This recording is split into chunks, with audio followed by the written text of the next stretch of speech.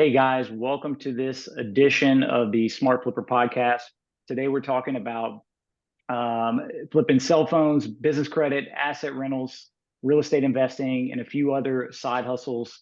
I met Charles in Las Vegas a few months back, and I was really impressed with the not only the types of hustles that he had going on, but the way that he turned it into actual businesses and the way that he managed multiple income streams all at one time. Not to mention the profit margins that are insane. And it was all things that I never even considered. And so I've been bugging him for the last 2 months trying to get him on this call. So here we go. What's up, Charles? What's going on, man? I appreciate the invitation that you extended out to me. I saw you kind of moving. When you're online and you're on these groups, there's always those people that really stand out. And one of the things that I noticed about you is you stood out. Like whether or not I was looking for you, I was like, "Hey, what's that guy got going on?" Every time I turn around, whether it was a post, an inspiring post, whether it was something I start to follow you on Facebook, seeing videos, and then you really resonated with me with just your style and your motivation and your things like that. So, coming from somebody like you to reach out to me, I really appreciate that, and it's an honor. Dude, yeah, I didn't know that you knew me. And I'm always surprised because I don't think about it that way. A lot of times I feel like I'm just talking out into the void. And Right. 9 out of 10 people that might watch your stuff won't ever even talk to you. Um, Mhm. and so it's strange like that. But then you meet in person, they're like, dude, I've been following you forever. It's like, man, I haven't seen your name. I mean, Right. I'm sure we would be cool, but I don't know you. Um, all right. So tell me how you got started in flipping. I think you started with cell phones as well, right? Yeah, it was funny. Years ago, I actually got started from college. I went to Cal State University, Stanislaus, got a couple degrees there in business administration, economics, and actually a minor in music.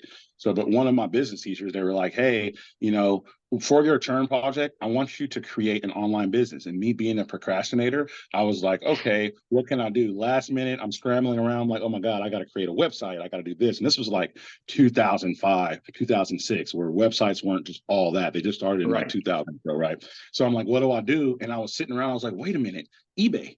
They have this thing called like eBay stores. And so I hopped on eBay real quick, got on there, and it was like eBay store set it up in 5 minutes, set up an eBay store. And then I scramble around like, all right, now what am I going to list? And I was scrambling around like, not this, not this. And I opened my drawer and I had a LG VX 6900 flip phone, right? Like the first like music flip phone. And I Okay. grabbed that out of my drawer and I was like, it was broken. The hinge was broken on it. It was my old phone. I had just upgraded to the LG chocolate, right? And so I posted that. I put that in my store. I was like, okay, cool. I got it. He didn't say how many items I had to list. I just listed one item in my store. I got it on there. Showed up to the next day, and the deal was he was going to pick 10 people from the class to like buy one of their items or whatever the case is.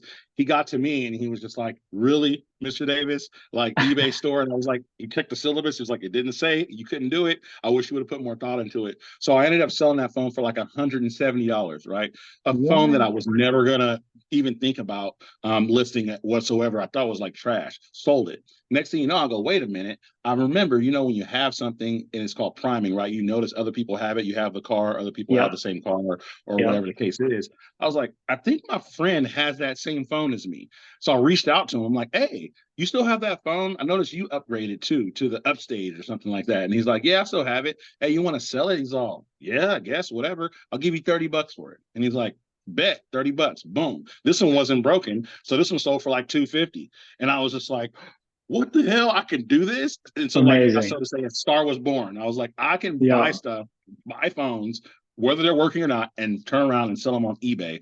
Yeah. Fast forward, started doing 10,000 a month, became a gold power seller, and just went in. And one day I was at a coffee shop and I noticed that there was a sign in the window across the way and it was like for rent. And I go, call the number, and the guy answered the phone. He's like, I'm actually here now. You want to check it out? And I was like, yeah, I guess. So I look at it, empty location. I was like, yeah, I'm thinking about doing a cell phone store thing. I don't know much about it, but I've been flipping on eBay. And he's just like, yeah, you know what? Check this out. You want it? And I was like, dude, I didn't have no money. Like I probably had $1,000 in my bank account at the time. And I was like, yeah, but I'll get back to it. He's like, nah, don't worry about it. Just take it. Here's the keys. Like, pay me next. You'll start paying next month. And I go, okay. Before I knew it, I was like, okay, I guess I got a cell phone store. So, went in there. I literally remember my first day at the store. I didn't have anything whatsoever. I took the two of the kitchen tables out of the four from my house, or not tables, but chairs from my house for like the waiting area. Stole my little brother's computer desk, put it there to work on, and literally didn't even have electricity. I just went in there, posted some ads on Craigslist, and I remember the first guy walked in, and he's just like, anybody open here? And he walks in, looks around. I'm all, yeah, yeah, yeah, come in, come in. It was like an iPhone 4 or something like that, right? Charged him Yeah. like $100 to fix an iPhone 4, fixed it real quick, because I learned how to fix phones through flipping and just on YouTube. Fixed it, and I remember literally taking that $100, going straight to the PG&E office and giving them like half of the deposit. Like, please turn my PG&E on, my electricity on. Here's half. I'll bring the other half later on. They turn it on, and 14 years later. I went up to the point where I had 5 stores, had a smoke shop, and still have that main store here now. One of the biggest stores, best stores, I say, and most popular stores around in my area, and that's kind of how I got started in the whole game, in the cell phone game. Of course, you have a smoke shop. That seems like a token cell phone shop owner thing to do. Yeah, it was my neighbor. I was messing around with him all the time, and I'm like, dude, you don't want to be here. Get out of here. Go. You're older, is older, Indian guy, Middle Eastern guy. I'm like, you don't want to do this. Let me handle it. Like, I'll cash you out. Go spend time with your family. And he's like, nah, nah. One day he walks over and he's like, were you serious about that? And I'm like, I was dead serious. Let me buy it. And he's like, cool. Cashed him out, and there it went with that. And so. And you still have 5 stores, or do you have 3 stores? No, I actually have 2 stores now. So I went Okay. down. It just became overwhelming. I was all over the place. I had smoke shop, cell phone store, real estate, and so good transition into just talking about just how I got in real estate. Basically, is I was like, what can I do? Like, I'm all over the place. I went to a real estate wealth conference, and I really wanted to get into it, but I just didn't have time. I was spreading myself too thin. And I Mm-hmm. go, I need to, they kept ringing, like, how can I do this sustainably, and make more money out of this? Because I'm getting good money. I'm making 5,000, 10,000 a month, but I want like 100,000, 200, like I want big money. And how can I do Right. that? And the thing Right. that kept coming up was real estate. And so went and got my real estate license just to get access to the MLS. Learned about wholesaling, which is why Hmm. it was an easy transition for me, because I was always like buying broken phones, fixing them up, and like Yep. selling them or wholesaling Yep. phones. So I was like, well, if I can buy broken houses, fix them up and sell them, or like even better, not with no money out of pocket, put them under contract, right, which is wholesaling. You get a Yep. house or a motivated seller, you put it Yeah. under contract for X amount of money, you turn around and you find a buyer or an investor that's willing to buy that for cash, and then you just be the middleman and you collect your fee, 10,000, 20,000, $35,000. And Right. made my first deal, made $14,800 on a whim on my first deal, wholesaling a house. And I was like, this is what I want to do. So I sold my cell phone stores, kept my main one, kept got an I actually sold all 4, that ended up buying another one because I was like, I need one in Modesto, which is a bigger city. And now I have a much higher focus on real estate, and other assets that I've picked up along the way. How many income streams do you currently have? Income streams. To be honest, I probably have like 8 to 10 income streams, but seriously legitimate, like along with LLCs, like systems, businesses, employees, I want to say I have about 5, right? So I Okay. do Okay. the cell phone store. Um, I do business credit for people, and personal credit repair. I do asset rentals, and I do several different asset rentals. So I do jet ski rentals, dump trailer rentals, RV rentals, and I do cars on Turo. So I do asset Okay. rentals there.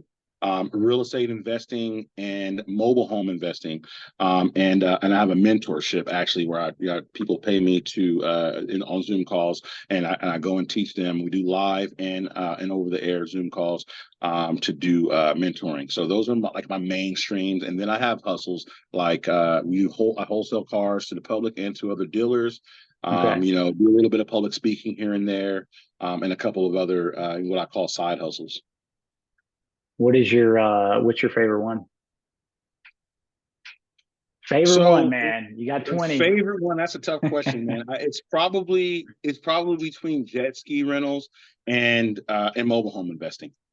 Those I'm are like, assuming jet ski rental is kind of like a cool lifestyle, right? That's what yeah, kind of turned me on to it. Because then you could get into boats, you get into, yachts or whatever. You could kind of level up lifestyle wise and rub right, elbows right. with some wealthy people.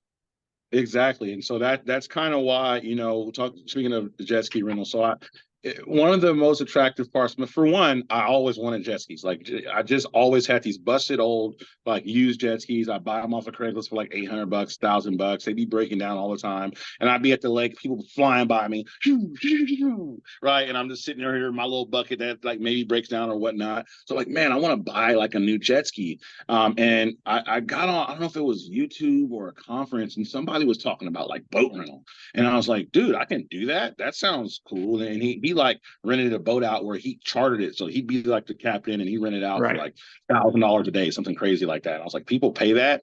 And lo and behold, I was like, I wonder how that will work for jet skis. So I hopped on YouTube. This guy named Sean, I forgot his last name. He was really good at I kind of really explaining how that business worked for jet skis. And I was like, you know what? I think I can do this. But spending 12 to $15,000 was just like before I joined a financial literacy mentorship, and I didn't really know a lot about credit before. And like this is like pre 2000, and everything that I bought was cash. Like that's the only way I thought. I was like, I have to save a bunch of money and buy this stuff. And if I didn't save that Right. much money, I couldn't buy it. And then I Right. started hanging around with people who were leveraging credit and buying cool things like that. And then having a double-edged sword, so to speak. So they were like improving their lifestyle and they were making money off of it at the same time, to where Right. people were basically paying or financing their lifestyle. And so when I saw that, I was like, Yeah. I think I can do that, right? Joined a mentorship, got with people. And then I started with Turo. I actually started putting my cars on Turo. I bought a brand new, I always drove used cars, bought a brand new Tesla, bought a brand new Toyota Camry, bought a brand new truck. And I was like, okay, I'm going to put this on Turo for $130 a day. Started doing that. So, my note was $500 a month, $130 a day, 5 rentals. There you go. And I was like, well, I think I could do this for jet skis. My credit was popping at the time, 800 something credit score. So I went and I heard somebody say, hey, try Roadrunner Financial. And I was like, sure, bet. Went on roadrunner.com and they were just like, approved 2 jet skis, any ones you want. And I go, shut the fuck, shut up, right? Let me go on here. And I was like, hey, I said I got approved. Can I just get 2? They were like, yeah, go to any Sea-Doo dealer, go pick up 2 jet skis. What are the payments? Payments like $250 a month. Started doing research. So I actually rent my jet skis out on a low end when it's not like this weekend is more because it's 4th of July weekend, but typically for $450 a day per pair. Right. So I did some research, did some marketing research, had my virtual assistant call around and really find out what the market was. And people were renting out like older jet skis, '04, '05, '06, right, for the same price. So here I am. I get top of the line, supercharged with music, bright colors, Sea-Doos, Right.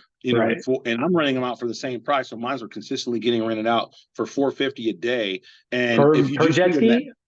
per pair, right? So for two Per jet pair. skis, 450 a day per pair, Okay. Okay. 650 a day on major holidays, right? So Labor Day, Memorial Day, 4th of July weekend, Right. 650 a Right. pair.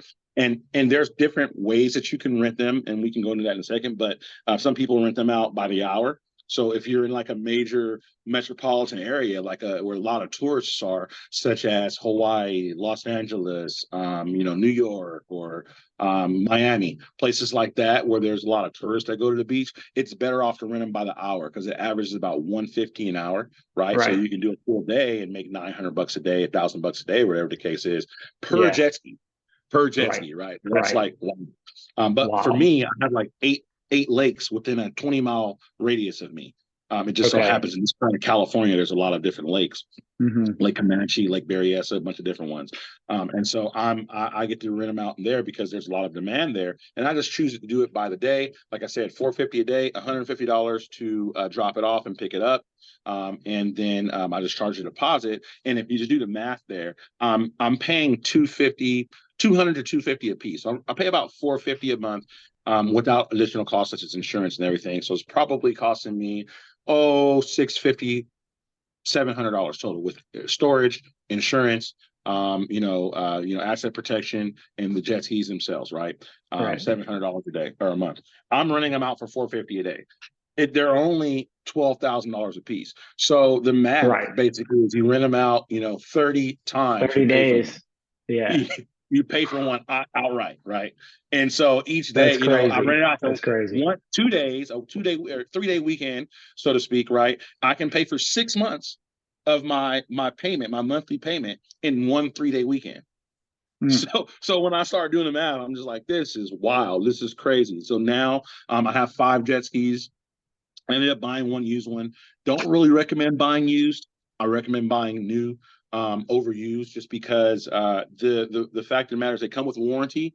There's a lot of peace of mind that goes along with that. You don't want a day off Yeah. of the water, right, with the jet skis is just lost revenue. So Right. the newer you can get, it's always better. And when I made that shift, not to just get used ones because they were cheaper, sounds like spending 4 or 5 grand might be the option. But for one, that's out of pocket up front. And for two, if you have one issue, usually it's $500 to $1,000, and most Sea-Doos come with about a 3 year warranty, a factory warranty. So if anything happens whatsoever to the motor or the powertrain, you just take it Right. to any Sea-Doo dealership, and they take care of it right there on the spot. So definitely been doing that, and so yeah, that's probably a long story short, or short story long, excuse me. My favorite, so to speak, income stream in terms of that is jet skis. Where do you advertise that? Is that didn't you say you do some bandit signs and some Yeah, so I do bandit signs. I do bandit signs around. I also do them for my real estate investing. So it came natural to me. I was like, well, how else can I advertise these things? So word of mouth. I do on the side of my jet skis. Hey, rent me here. When the season starts, I go out to all of the lakes around me. I hand out flyers with people who are camping. Most of the time, I do that. I bring my jet skis with me, and they want them on the spot. Like 90% of the time, people are like, I was looking for somebody to rent jet skis. They're usually out of jet skis everywhere around here, at least. right.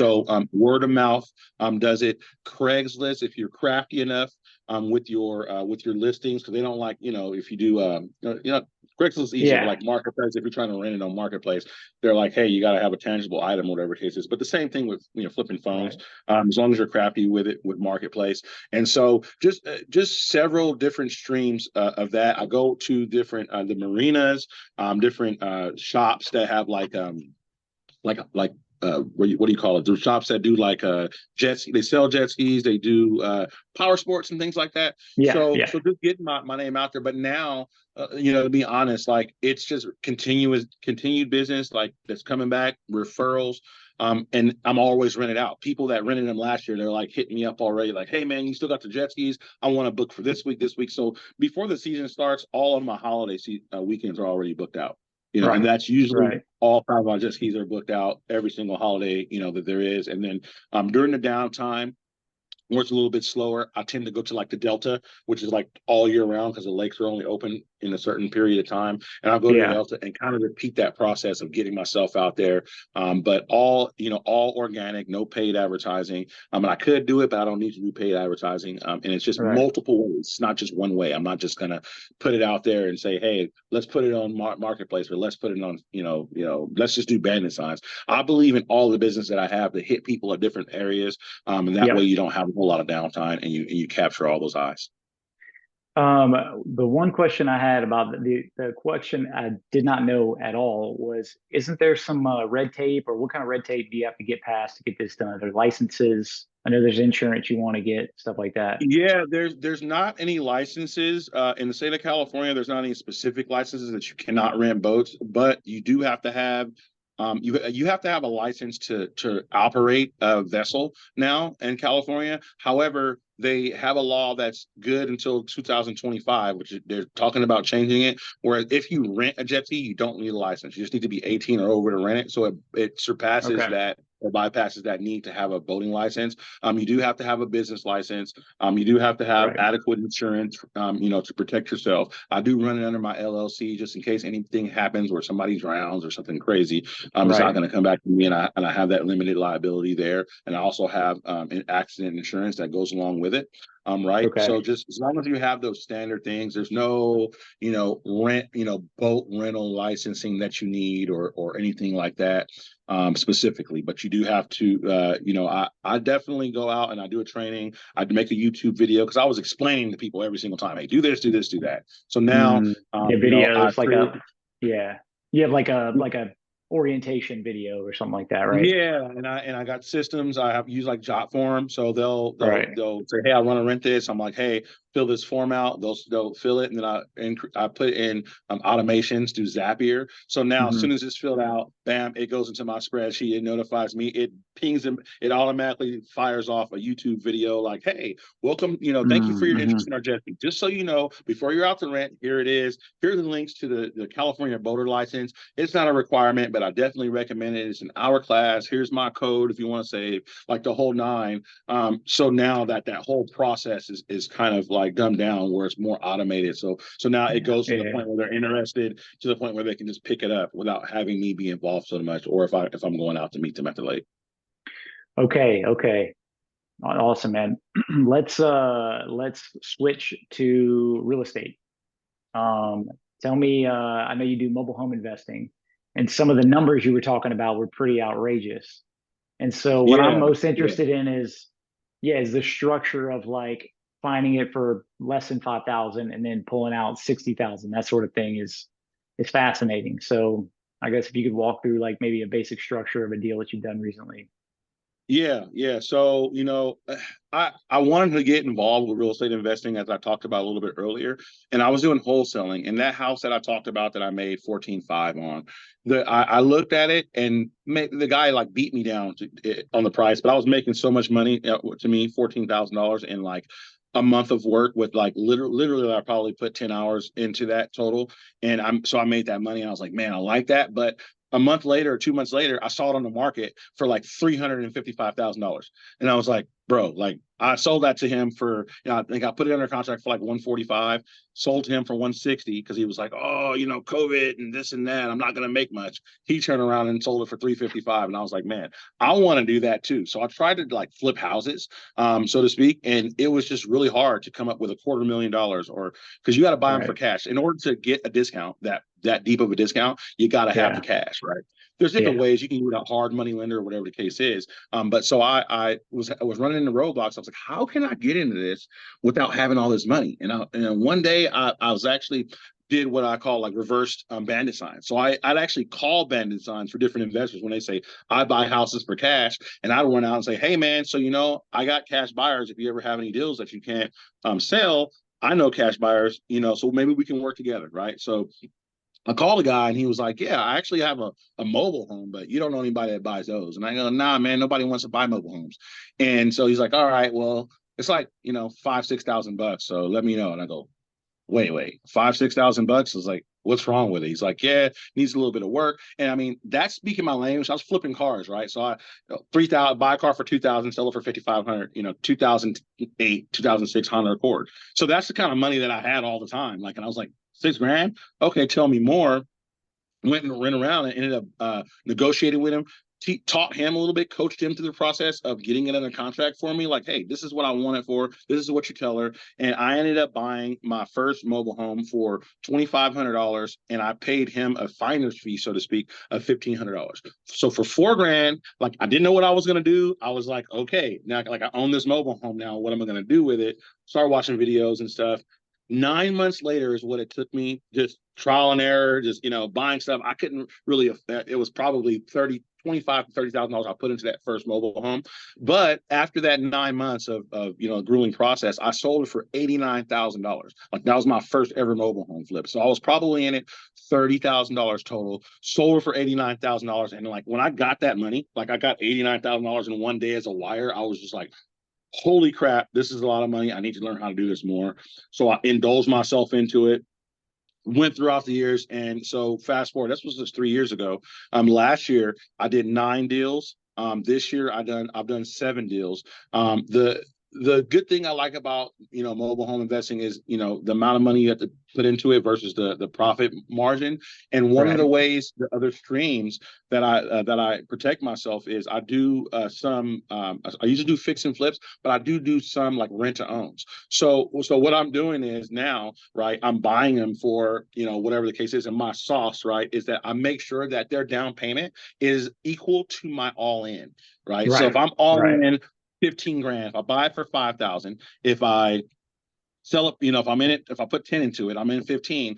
Now I'm like, okay, I need 15,000 down minimum, and I'm going to finance you $30,000, which is the balance, at Right. 10% for 5 years. So not only, at the end of the day, am I making that, I'm making the monthly payment with the interest, and then Right. I'm making a huge profit down the line.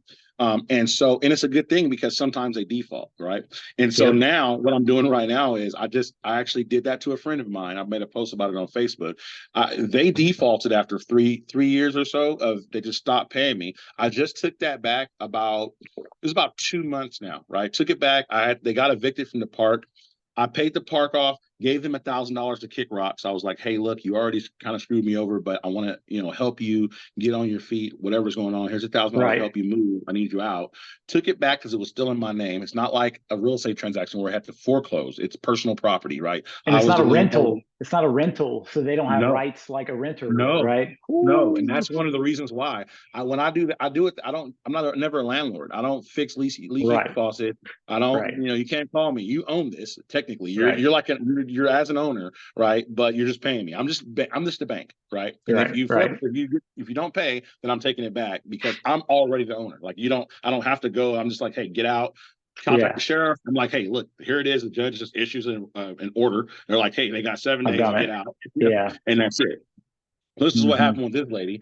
And I said, hey, bye. And I turned around, I paid the park back 6,000. It was actually $6,700. Right? I paid the park back, paid her 1,000. I put in 10,000 into it, right? And I just listed it 3 days ago. So I just listed this Thursday of last week, and it's already pending right now. So I have a cash offer.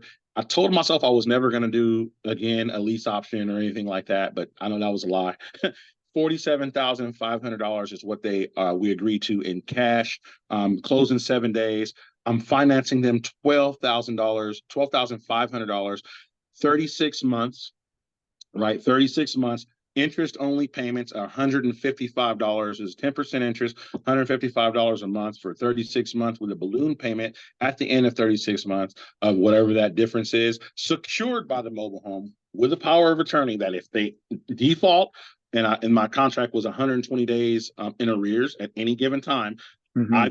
they're out of the mobile home. I keep the $47,000. I keep all of their payments, and I get the mobile home back, which will be a third time, third time Right. again. So Right. that one I got $59,900. I bought that originally for $2,500.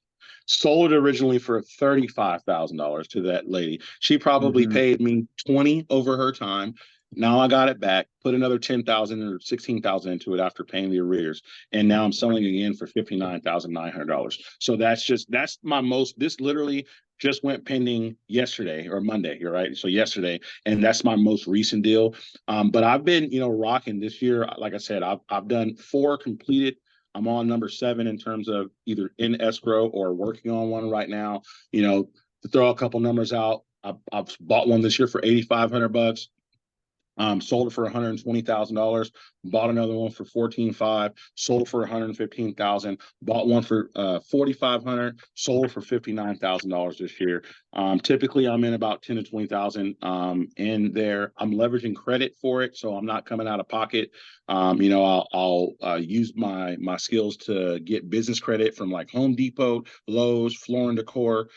Get no personal guaranteed versions of business credit with my EIN only. So that Right. way I'm buying with it. Usually I liquidate a credit card. If it's $4,500, I'll take a 0% interest credit card, liquidate it through some processes that I have called like manufacturer spending, or there's different ways you can liquidate a credit card. Get Yep. the $4,500, turn around and leverage all of the materials from Home Depot and everything on my credit, right? With 0% interest usually, or a small interest rate.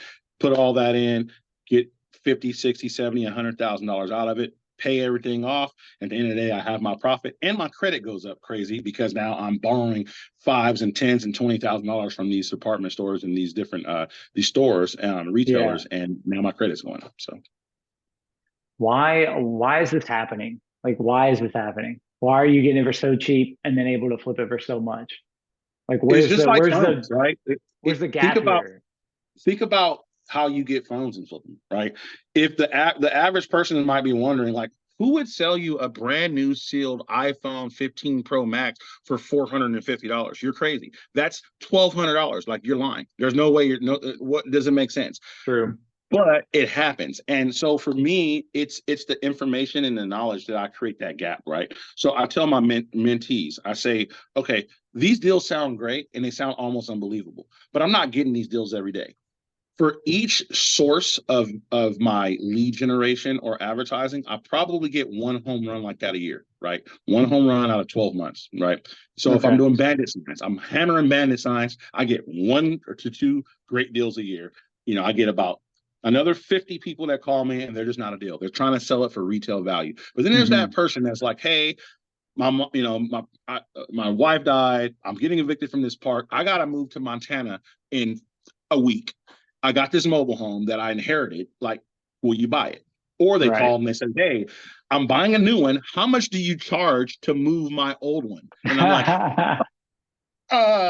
I mean, I charge $5,000 to move old mobile homes out, and then I move that old one into a park and turn around, fix it up, and sell it. So that's one deal a year, right? But I have about 10 different streams of marketing. So I Yeah. have banded signs, I have reverse searches on Craigslist and OfferUp, right? So you go and do a save search. So I'm getting pinged with those searches. Right. I email real estate agents out, right? I have my virtual assistant go out and make a list of every single real estate agent within a 30-mile radius. I write a script and I have with Chat GPT and I have them email every single one of them. So then they're bringing me deals, so to speak, right? And I might get, Yeah. again, one deal from that one a year. And then Right. so I do driving for dollars where I go around the park. I shake hands with the people that sell brand new mobile homes, and I says, "Hey, if you ever have somebody that has an old one, you're selling them a 2024. If they have like a 2022, a 22-year-old mobile home that they don't want, or they're going to have to pay you to move it, call me. I'll pay for the moving, and I'll take it." So I do all those things, and now if I get one deal per year from each source, how many deals is that? That's one deal a Hmm. month. That's Right. how I'm consistently able to generate these crazy returns on a monthly basis, back to back to back. And then I build relationships. So now I have a park where this is my third this year that I've already done this one park, and they just offered me 3 for free. They're like, "You do such a great job. You're like making my park a show park again. It's a mom and pop park. Like, please continue to help us. I got this one coming up right now. The one that I'm going to buy when we get off of this call. The guy called me right before, we already been working on the deal, but today was the day we were supposed to move forward with it. I've already gave him a Yeah. deposit. I already have the dumpster there. So that one was $4,000. His sister who owns the park called me, and I didn't even know this guy was like making money off of me. She's like, "Hey, we're giving you 3 mobile homes," and I was like, "Giving me? That's funny because your brother just sold me one for 4." She was like, "Oh, sorry. Well, you can have these other 2. Like, they're just make them look like the rest of them. Get us a performing asset again, somebody who's going to Right. pay the space rent, make it look good because these people are, tweakers or whatever the case is. And the people you bring in, because I semi vet the people who I sell them to, and I they're paying see. cash most of the time. So tweakers can't afford $60,000, $100,000 in cash or good credit, Yeah. right?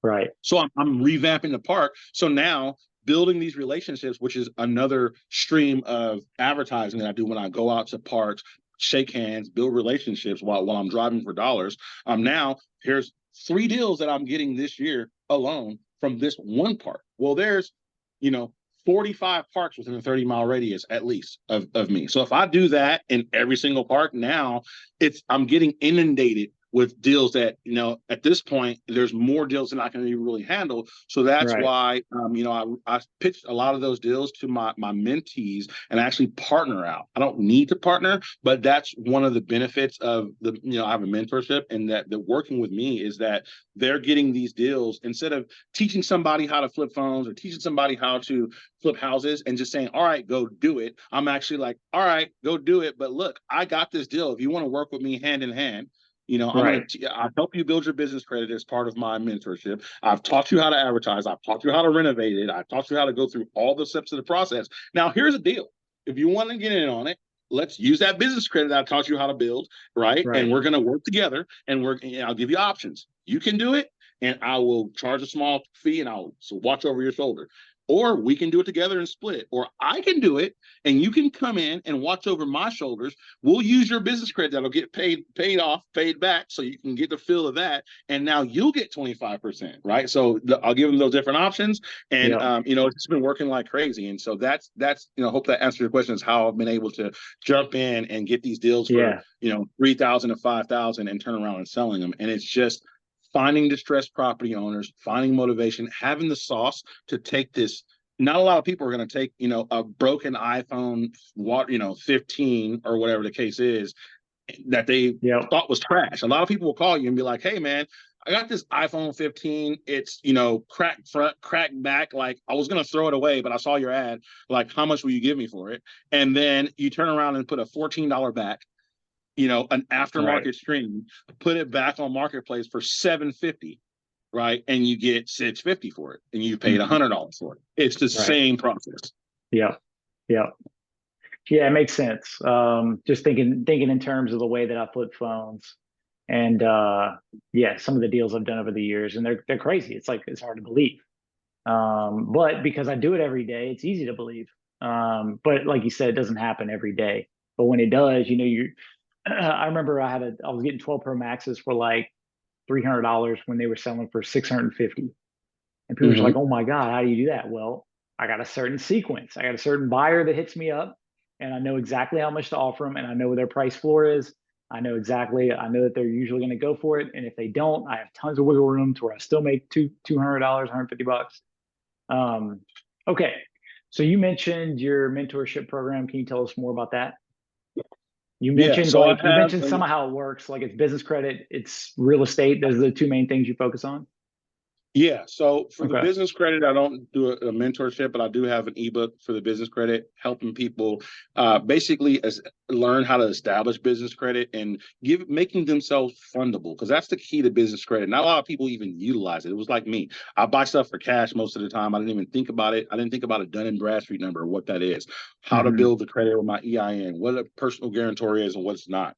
And so the main thing that I focus on is making sure that you're consistent across the board with your information, because that's one of the main determining factors if you're going to get basically approved for business credit. And also making sure that you've established it at lower tiers and you've worked those tiers, so to speak, right? And so I go Yeah. through that process in my ebook on how to like go from not having business credit to understanding what it is, turning around, and similar to personal credit, having business credit is like, if you don't have a business credit score, it's because you never been extended credit or used it. If you don't have a personal credit score, it's because you don't have any credit cards. It's because you don't have Right. anybody that extended you credit. So if you can go out and get a secured card, or whatever the case is, right? Or you can have certain websites like eCredible report your rent payment or report your cell phone payment, right? And that starts to build these little ticks and these trade lines, so to speak, that start to generate a business credit score, and then you just borrow, and so to speak. So anyway, so I have an ebook for that. For my mentorship for mobile home, people kept hearing these stories. They see me posting on Facebook, and they're like, bro, how are you buying mobile homes for $5,000, $10,000, or whatever, and selling them for $100,000? It was almost unbelievable. So I started to show receipts. I'm like, hey, look, here's a conversation. Here's the purchase agreement that I signed in the first place, and here's a listing right here that, like right now, if you type in 1412 South First Street, Turlock, right now, you can see the one that I was just talking about. If you go on my Facebook, Charles Davis, I have a reel on there that shows you what it looked like when I first bought it, so you can probably see why I only paid $5,000 for it or whatever I paid for it. It was 2,500 free, then 7,000, and how much I sold it for, right? 58,000, or was it 59,900? Whatever it was, it's right there on my Facebook. It is on the MLS right now. This is really happening. Those are receipts, and so Nice. people kept asking me, like, how are you doing it? Teach me how to do this. And I go, no, no. And I gave a talk just like this one right here. And somebody reached out and they're like, hey, what's your Cash App? You gave game, you dropped down, and it was a longer, it was kind of more of a conference type thing online. They're like, dude, what's your Cash App? Somebody like Cash App me like $250 out of nowhere. I didn't ask for any money or whatever, and I was hesitant to take it. But when that happened, I was like, oh wow, somebody will pay me to teach them information. Like they were like, yeah, bro, you like, I'm gonna go out and take everything you just taught me right now, and I'm gonna go make money. I appreciate you. So kind of a star was born. I started a mentorship. Now it's a 3-month mentorship that I have. That's the hands-on part of it. It has kind of all the steps that I've learned in order to make myself successful at this, being it building relationships, registration and titling. Like, it's a different process than a normal real estate transaction.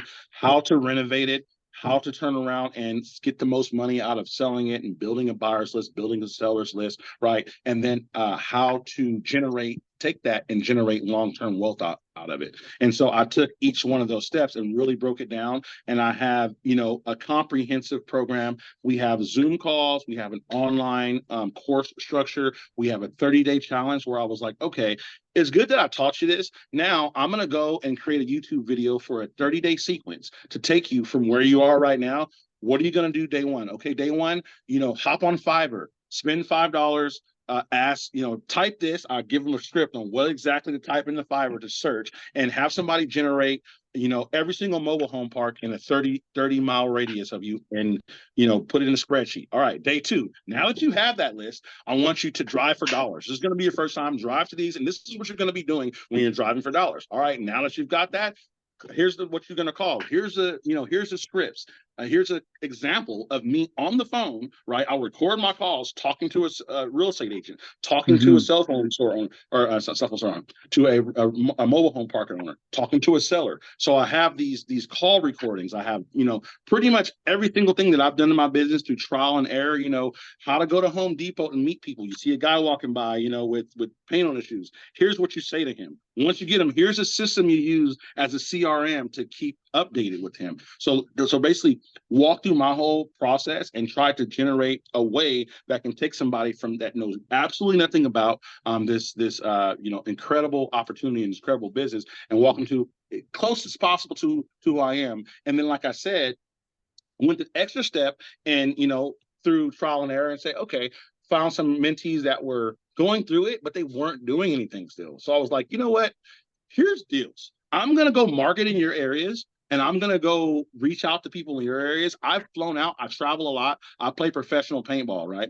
So I travel all over the world, Nice. all over the country, playing paintball tournaments. So I take those opportunities. Like, I go to Vegas for a tournament. I had 2 mentees in Vegas. I'm like, hey, on Monday or Wednesday, I'm going to fly out a day early. We're going to go out to mobile home parks. We're going to drive for dollars, and we're going to go into these park owners' offices, and you're going to watch me. And then after we go to a couple, I'm going to go ahead and have you talk, and I'm going to watch you. So that way, I'm as I'm trying to like leave it foolproof so that everybody can go and be successful, because I'm only Yeah. successful as my mentees are.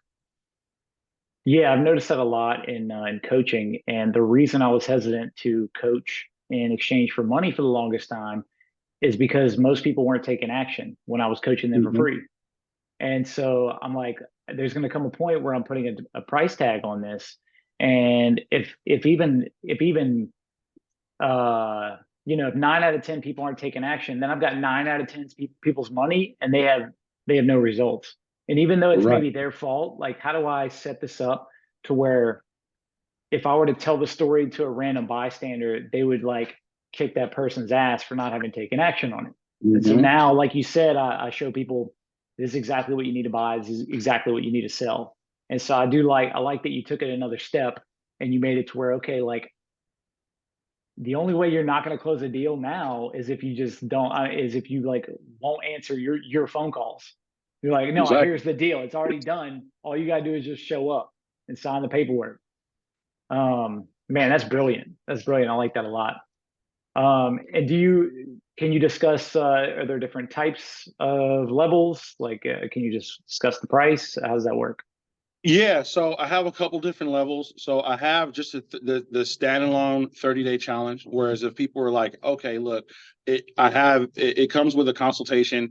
It comes with our actual basics to our course, right? So kind of an ebook version of our course, and then a 30-day challenge, which is gonna it's all action. It's not a lot. It's not a lot of learning and information. You get a snapshot of the information, but it's like, okay, day one, like I said, drive for dollars. Day two, call people. Day three, like use this script and email these people. All right, now people are going to start calling you. This is what you say, like taking you through those processes, right? And that's $297 that I charge for that. Again, that's my 30-day challenge. I charge $24.99 for my mentorship, $2,499, and that is the all-inclusive mentoring where it goes for 9 months. It has a Facebook group, online, all the things that I talked about. And then it also has an ongoing mentoring, right? So it's like, it's not just like, okay, bye, you're done. Once you're in my Facebook group, I say you're in there for life. You're in my circle for life. So now I have mentees like that. I do like right now, I'm doing a deal right now. I message my mentee like, hey, you want a stake on this thing right here? I'm offering $10,000, 30% or this much at this percent on your money, 30% dollar for dollar, 90 days. Here's the structure of it, joint venture agreements with all of my mentees. I'm like, hey, here, anybody want to take advantage of this? I'm getting another one. Here it is, or whatever the case is.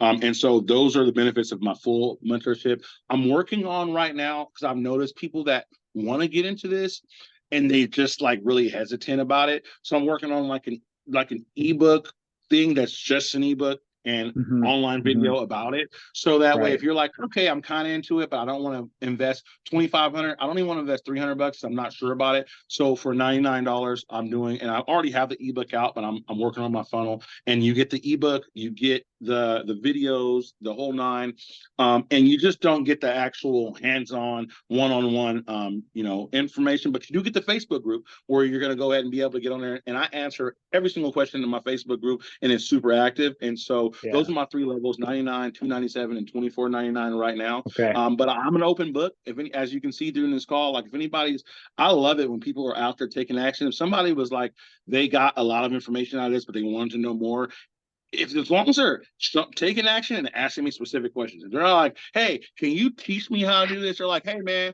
I went and put some bandit signs out after what you said, and this guy just called me yesterday and he said he had a mobile home for this price over here. Like, what do you think I should do next? Like, okay, I The can work with that. conversation changes. Yeah, the conversation Right. changes. Hey man, I just Exactly. bought two jet skis. Like, what now? Yeah, perfect. They're This is like, why I oh, here's recommend you exactly go what ahead. you do, man. Do this and that because it's No easy to problem, coach no something problem. And like if you that. want me to get with you every single day, Yeah. obviously I'll work something out with you. But if you just want me to point you in the right direction, get you on, hey, what did you say that was? Roadrunner? Do they check credit? Like, no. Matter of fact, they check your credit, but they don't do a hard pull on your credit, and you can do it in business credit. If you want to learn how to build business credit, you can go online and do it. You can get my ebook. It's pretty easy, or you can figure it out yourself and just go Hmm. apply. It's $200 a month. You got cool ass jet skis. You're the guy with the jet skis, and you can turn around and rent them for $450 a month or a day, excuse me. Yeah, it's phenomenal. That return is it surprises me that you rent cars still when you have something they can rent for $450 a day. Yeah, you know what? I just do because I know it. And it's one of Yeah. those things where it's how I think. Like I don't buy liabilities. Like I turn liabilities into assets no matter what. Hmm. And so Hmm. that's just how I think. I created a small course called Tow Yards to Turo. And it was that's where I transitioned. I was like, whoa, why am I buying these brand new cars and renting them out when people just need a car to buy? So I was going to tow yards and finding cars that met Turo criteria for 1,500, $2,500. I buy a 2014 Hyundai Elantra for Right. 2,800 bucks and turn around and get $90 a day for it on Turo. So Right. it was getting paid off way faster with less risk, so to Yeah. speak. And so that's kind of what I transitioned to, and I still do. And then I flip the car, right? Still, so they use it, and then I still put a price tag on it on Craigslist or Marketplace most of the time for 5,500. So I'm renting it out in the meanwhile, and then turn around and still make a couple grand on it. And so that's what I've been doing. But again, it's just one another way that I utilize those things. Like same thing with my RVs. I don't want to have an RV sitting in my backyard making no Right. money. It irks me. I don't want to. I don't need three cars. So I have three brand new Right. cars. Like, why is this car sitting in my driveway every single day, not making anything? I'm Yeah. not as Yeah. aggressive, and I raise the prices to the point where it's above equilibrium enough so it's not getting dogged out and rented every day, right? Right. But I'll still rent my Tesla out 5, 6 days a month at Yeah. $130 a day, make 600 or $700. My car notes 550. So I'm Right. driving a Tesla for a brand new Tesla for absolutely no money, right? Right. Right. One question I've totally slipped my mind, and I had talked about this when I was talking about you coming on, is the travel hacking side of things. And you Mm-hmm. mentioned in your talk in Vegas about getting special access, or at least like most people think it's special access, like they need to fulfill certain criteria, but you're able to get that preferred status without actually fulfilling the preferred status. It was something like that. Right, Um, right. And you know so what I'm talking that about? Yeah, yeah. So that's called status matching. So Status one of matching. my favorite part about travel hacking is status matching, and I got tired of it, man. I was going to Vegas, and like I'd be trying to do something, and it's like diamond members only.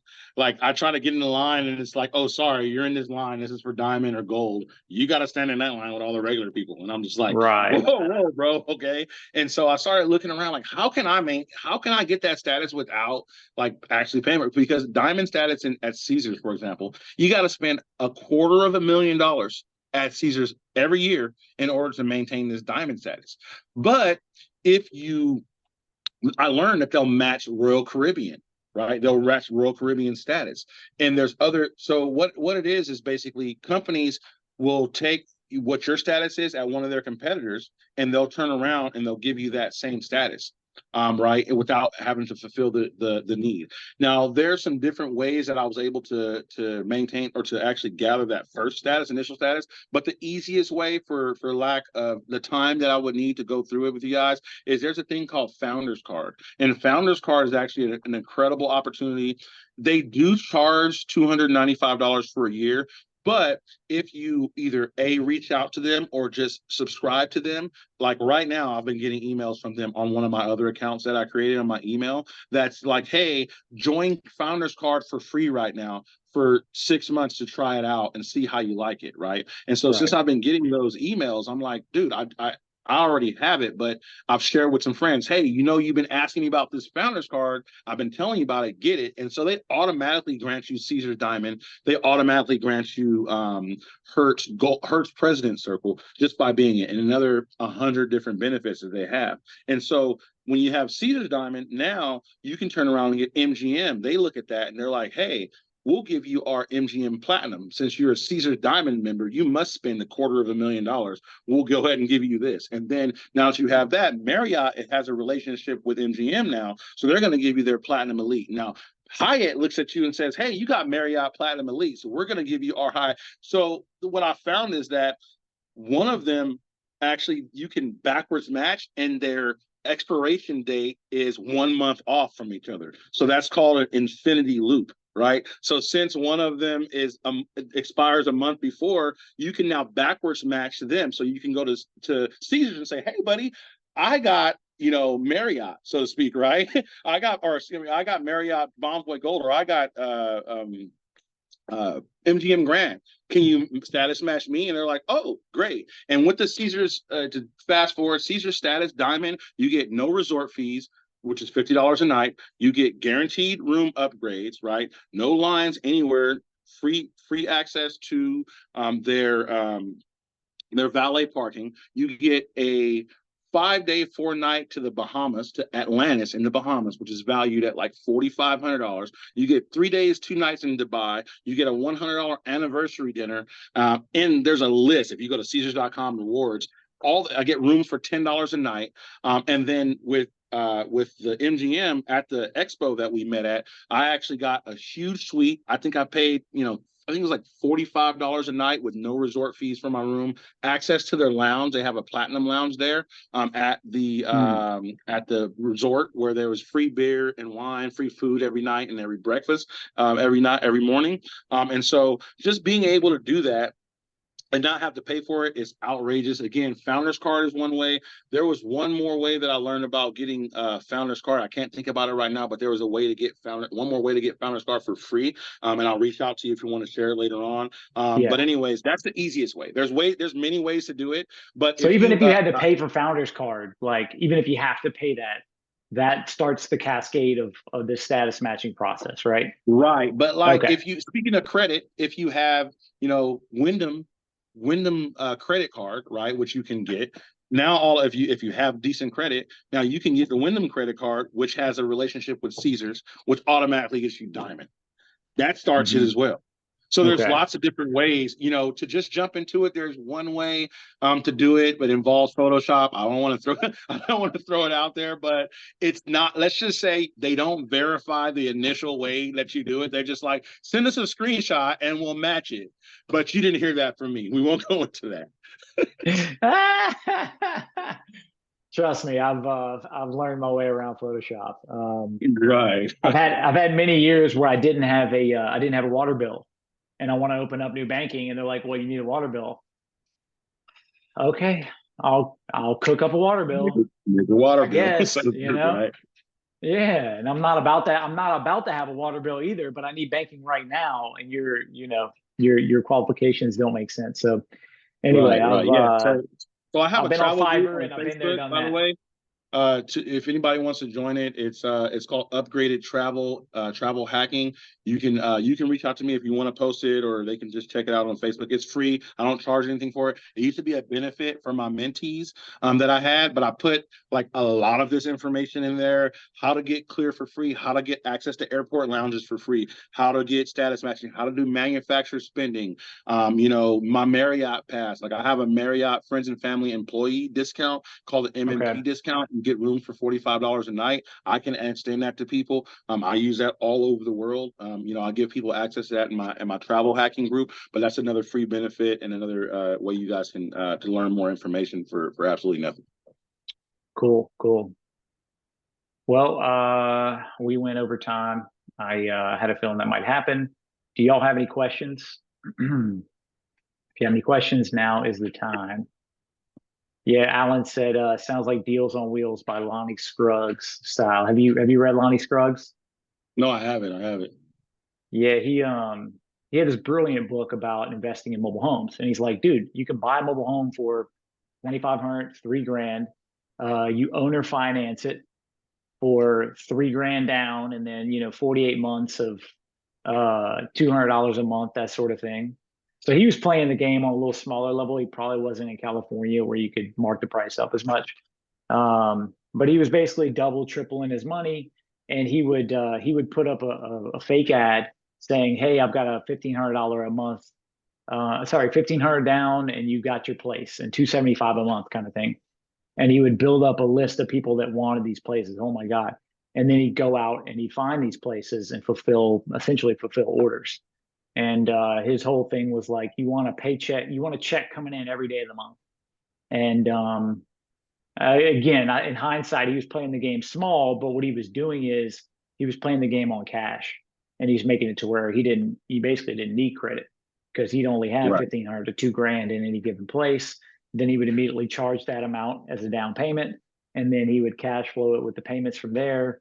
He'd make a $2,000 place into maybe an $8,000 place, and 8 times out of 10 they would default on it. He would take it back. He'd redo the process again. Just kept doing that over and over again. Yeah, yeah, and that's one of one of the premises that I use is again, like you said, a different level. And again, I just noticed I was like, the ones I finally sold one for cash. Like I was getting like finance deals, and then somebody was like, "Hey, you take cash? Will you take this much?" And I think I was offering for like 135, and they were like, "We'll give you 110 cash." And I was like, "You don't think people have that kind of cash?" But they had like sold their old property and had some cash or whatever the case is, were Right. downgrading. And then when they gave me that, I was like, "Dude, I'd rather these paydays, like 100. I don't know about you, like the first time I ever had $100,000, like I wake up and I'm just like, babe, look, check out my online here, check out our online banking. Like, look, she's like, oh shit, I'm gonna go shopping, right? So 100 grand. After I seen that, I was like, dude, I need to do this, and this is what I like. But I like to hit it at all levels. You know what I mean? So I'll do it that way. But a lot of the time, if there's something that I can get and make some money out of, but at this point, since I've tasted it, it's kind of hard for me to only want to make 5 grand or 7 grand. Dude. I'm trying to do like Yeah. minimum Right. 50,000 first, in 40,000 in profit minimum. And it sounds crazy, like even me saying it sounds crazy, but I do it like I'm a guru. I'm not a guru. Like I'm not somebody who's reading this stuff in books and then trying to pitch it out to other people. Like I'm doing it. Like this morning, I was getting my battery for my jet skis. Like I'm gonna go after we get off the phone, and I swear to God, I'm gonna go finish signing the contract, pay this guy his $2,800 that I owe him left. Like get this mobile home ready already. I have one of my investors that mentees invested 10 grand into it with they're going to get their return. So I didn't, you Right. might be wondering why, why not, Charles? Why don't you pay for it yourself? Again, I'm adding value. Like I want to make sure that my mentees are eating too at the same time that I am. Plus, I'm Yeah. leveraging that so I have zero out of pocket, and I'm just going to, at Right. the end of the day, make my 30, 40 grand in about 35, 40 days and keep it pushing. Yeah. No, I get the you're essentially like I don't know, you're like using your own product. You're selling the product and then you're being a product of the product. And so yeah, Right. you've got the 10 grand yourself, sure. But if you can offer that to someone else and you can say, hey, look, you'll get rewarded in life if you put skin in the game. I'm offering you to put skin in the game. I don't need your skin in the game, but you put your skin in the game and you'll get a piece just for putting your trust in me. And yeah, I like that a lot. I think that's super cool. Um, let's see, Alan, he asked, are you doing a lease net purchase in the mobile home park? That way you circumvent subleasing issue and evict fast if need be. Does that make sense? Yeah. So I wouldn't call it that, but the premise is the same, right? So I'm the legal owner and I am the lien holder, and they're the registered owner. So you're not subleasing it if they're the registered owner. All the mobile home park cares about is not who the physical owner of it is. They just care about who the registered owner of that mobile home is. And so I'm the one that so it. In other words, if I was subleasing it, I'll be responsible if they defaulted. The park would then sue me or evict me, so to speak, right? And I was worried about that. My first deal, I did. I did do it like that. I didn't put it into their name. I qualified at the park. I checked, I didn't sublease it. I just put them on the title with me or whatever the case is.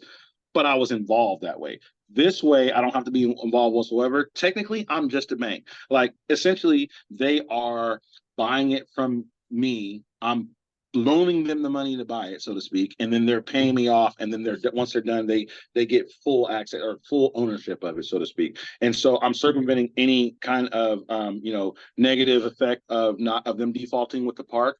And it doesn't. You don't have to foreclose. Eviction if they don't pay with the park. If they do get evicted, one of the clauses that I use is that I maintain the mobile home if that does happen. But I have lawyers. One good hack is that title companies, I work with title companies, and they have a legal department. And so I have them write my notes, which is crazy. And I didn't even know that. And I'm always asking questions. And my title agent was like, we can write your notes for your lease options, right? And I was like, oh, and we can help you record it, protect yourself properly. And I was just like, Yeah. Yeah. really? That's awesome. Thank you. And so now I literally called my title agent this morning. We opened escrow yesterday. She's like, all right, I'll talk to our legal department. I'll get that promissory note over for you for review. Give us the terms that you guys discussed, and we'll Yeah. draw that up for you. And I was like, money. Yeah, I did one land wholesale deal and we put it under contract for 90 days. We sold one of the lots basically, so we just did a double closing. And then, as far as they were concerned, we were putting a down payment of 1/3, right? So Mm-hmm. they were getting a 1/3 down payment, and then we owner financed the other two lots under escrow and yada yada. I don't know all the terms. We had like the money was being drawn out to an account that paid them, right? Something to that effect. So it was like very, Right. very official. Yeah. I know exactly what you're talking about. And for them, that's like a slow Monday. They handle that all day, every day. And again, Alan, it Yeah, depends on the area too. Like every state has different laws for that. So it's hard to answer that question effectively for countrywide. But in California, that's the way it works. Like in Texas, it's totally different. In Atlanta, it's totally different. But different laws to real estate apply to mobile homes, mainly because personal property. Like mobile home is like kind of like a car, right? So it's a there's a title and a title. process. Yeah, Yeah, right. it's not like real property, and it's not like they don't get the same tenant rights, so to speak. And especially because I'm not their landlord and I'm not renting it to them. I'm technically selling it to them and I'm financing it for them, if that kind of helps answer your question. Definitely. Yeah, that makes sense. I figured it's like when you buy a utility trailer, it's you have a title to it, not Hmm. a not with the house you have I don't know what am I thinking of? I guess it's a title, but it's just yeah, it's a totally different type of title. It's like a deed in the house, But right? a deed, there you go. Man, I mean I've got a ton of questions. I don't want to keep you much longer. If y'all have any more, I'll ask one more, but actually I have two more. When it comes to the dumpster rental, are you doing the same thing with bandit signs, Craigslist, Facebook Marketplace? Like, Yeah, are you hitting yeah, up construction sites here and there, like to get the right. ball rolling? So the same thing, but it's funny. Like once I get the ball rolling on what I'm doing, I kind of like expand my knowledge horizontally, right? So I was doing it one way, and then I was like, dude, I'm doing bandit signs for mobile homes. I'm having my virtual assistant like reach out to real estate agents. Like I went and like I'll use ChatGPT religiously. So I'm like, hey, give me ideas of people who might use a dump trailer. Right. And ChatGPT is like, Uh, oh, construction workers, this, that. And then I'm like, hey, virtual assistant, make me a list of every construction company, every roofing company, every trash hauling company, every right. real that same list you made for real estate agents, that Yeah. because they need people that and I'll make that list. Now I'm like, okay, look, spend one day email, 1 hour emailing and spend one day calling every single one of these people. Hey, ChatGPT, write me a script to entice construction, companies to rent my dump trailer that I have when they need it. And it's like, and I'm like, hey, VA, here's a script. Email this script out and call these people. So like, I'm doing it that way. So that's super powerful. Just being able to reach out, direct reach outs like that is just crazy. And then on top of that, again, the normal advertising sources, being on Google, doing the bandit signs, meeting people. I'm always look. You got my shirt right here. Like I buy mobile homes for cash. Ask me how. Like I've met so many investors and people who are selling their mobile homes just wearing this shirt. Same thing with like, hey, I buy phones or whatever the case is. So I'm like a walking advertisement. So I have magnets on my car. Again, just having multiple points of contact on the side of my on my side of my dump trailer. There's a sign. People rent in. They're like, hey, I saw your dump trailer over here on this. Can I rent it out on this date? And I'm like, cool. Here's my job form. It's just like that. You know what I mean? Right. And so Right. just multiple points of contact for advertising. Okay. Okay. Yeah, it's very similar to phones. Like you're running paid ads, you're running Facebook Marketplace ads, you're running maybe Craigslist, and then you're running OfferUp or whatever. Yeah, and each one will lead to a lead a day or a lead a week, and all of that adds up very quickly. So that makes perfect sense. And one thing I will add is that when you're doing everything, treat it like a business, man. You mentioned something. Taking action is probably the most important thing. Like information gather all you want, but you get analysis or paralysis by analysis, right? You think too hard about it, think too much about it. You try to get perfect at it instead of just doing it. My mentor always tells me, because I have a mentor, and he's like, done is better than perfect, right? Just getting it done, getting it out there, right? Yeah. And so Yeah. that's what I recommend. But if you're gonna do something, do it right. So treat it like a business. Create systems, like create your website, your email, like create it, have a CRM, like get some business cards, like get apparel. It's $8 at a flea market to get a shirt like this. Like do Hmm. everything the right way and treat it like a business, and it'll pay you back tenfold. If you just do it willy-nilly and treat it as a side hustle, it'll pay you as a side hustle. You can take Hmm. any side hustle that you have, turn it into a legitimate business, and the more you legitimize it, the more money you're gonna make. Hmm. Yeah, that makes sense. Yeah, I can see as you're saying that where I've sold certain opportunities short. As a matter of fact, the coaching and the students that I have on here, I was selling that business short and I was selling it for money. and yet I was disrespecting the very thing that was making people money. And what made me take it a little more serious and it's made me ramp this up is the fact that I had one student that was like, dude, I want to make more than a couple grand a month. I want to make 6 grand a month. And at first I was like, that's not this. Sorry.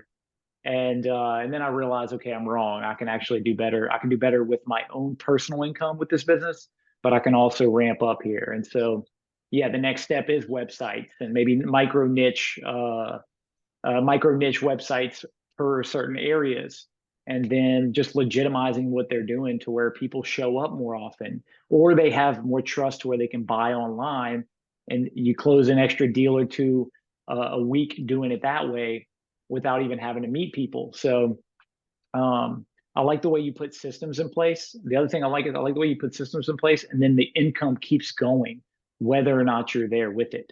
And so Mhm. it's like a residual active income. Right. The actions are very active, but that doesn't mean that you're the action taker within that model. Does that sound about right? Absolutely, man. It's just you can only be, you can only be in one place at a time, and your time is limited, right? And so when I learned that and listening, I'm always a student of the game, a student of life. I'm always in, different circles. A guy had a console flipping class later on today. I'm like, I flip consoles kind of, and I'm not into it, but like I might learn one thing that can make me more money or one system like that I can Yeah, add to my current situation right now. And when I yeah, started to implement systems like that, made things go like tenfold, right? Like night and day. Because I was traveling a lot and I love to travel, and I'd be halfway across the country or in Amsterdam or in, Turkey or somewhere crazy.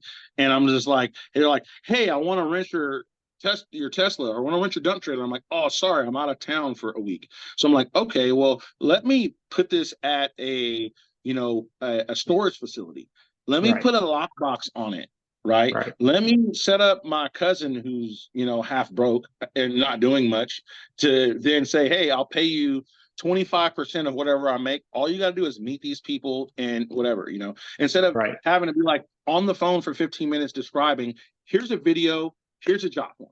right, So once I right. did that, and Yeah, then use Zapier. So instead of saying, "Oh, I got the job form now, let me email these people," or whatever the case is, it's kind of like after you do a automatic. deal, let me Yeah. send them a review sheet automatically or whatever. Now have Zapier zap them something automatically, so that way now they get everything, and it takes you a little bit more out of the picture, so that way you can start to buy your time back and enjoy your life and not just be stuck doing minimum wage activities. Well, and the weight of a lot of easy activities spread amongst, just spread out, and then you multiply that. Let's say if you say, okay, I can easily just text this person, I can easily just email this person, but can you email and text 10 of them and then do 10 of this other task and 10 of this other task? And the answer is absolutely not. And Right. so you'll drown in very easy menial tasks. And a lot of what is a selling point for people like us is the fact that we don't have to do certain things over and over and over and repeat ourselves, which is what you have to do when you have a job. You have to keep selling the same exact thing and the same exact pitch Mhm. and the same building and same time. It's like same, same, same. And so, yeah, eliminating those things. I had just heard about Zapier, so I'm gonna have to. That's like an if this then that sort of setup. Learn it. It's money. Like it is Okay. if this, then that. You start with small tasks that you have to do all the time, and then Hmm. it grows from there. Use the free version. And it's just like, yeah, once somebody fills this form out, then it automatically like you can put it into Google Sheets.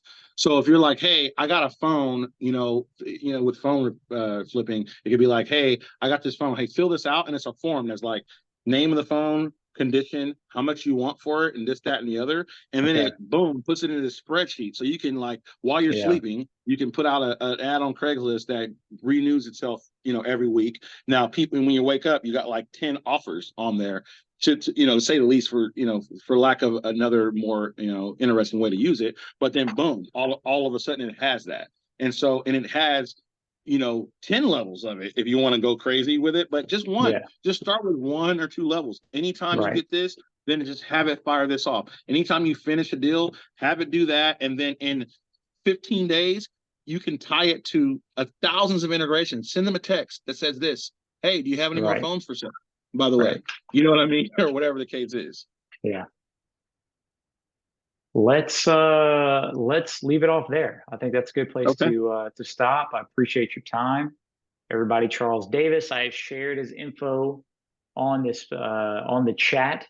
It's facebook.com/slash Mr. Davis CEO. Just for the people that are watching later on, they can't see the chat box. That's facebook.com/slash Mr. Davis CEO. I really appreciate you and thank you for coming on. Thanks for having me, man. I appreciate you.